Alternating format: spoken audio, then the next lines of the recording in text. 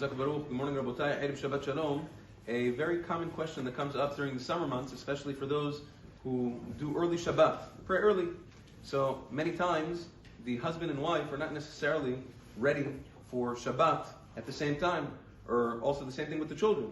Different people are ready at different times. The husband wants to go pray early, and the wife still has stuff to do.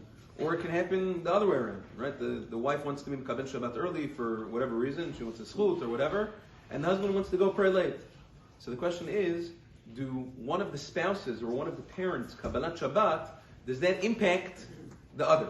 So there's a machloket. Maran Zichrono Livracha discusses this in his Chazon Ovadia Shabbat Chelek Aleph, and some say, everybody agrees that a wife's Kabbalat Shabbat does not impact the husband. The husband's on his own. Okay? The question is the other way around. Does a husband's Kabbalat Shabbat, does that impact the wife's? Is she kind of dragged along with his Kabbalat Shabbat? There are certain poskim who say, the Shivat Levi and others, they say that a wife has to make sure she has to find out from her husband, what time are you praying Kabbalat Shabbat in the shul? What time is Kabbalat Shabbat? Why? Because whenever he's Mekabel Shabbat, she has to also, by default.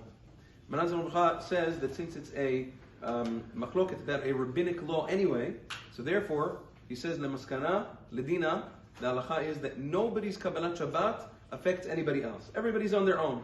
The husband's on his own, the wife's on her own, the children are on their own, and the halacha is, therefore, that you can have a situation where a husband already prayed early Shabbat, mincha, Kabbalat Shabbat, arvit, it's already Shabbat, he comes home and she's still, cooking, turning on lights, turning off, whatever it is, and that's perfectly fine. It's not a problem.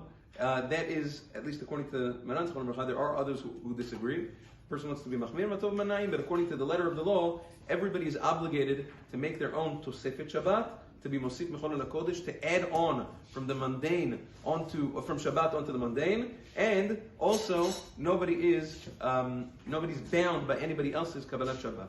So that's with regards to that. Shabbat Shalom Vurach. Tonight,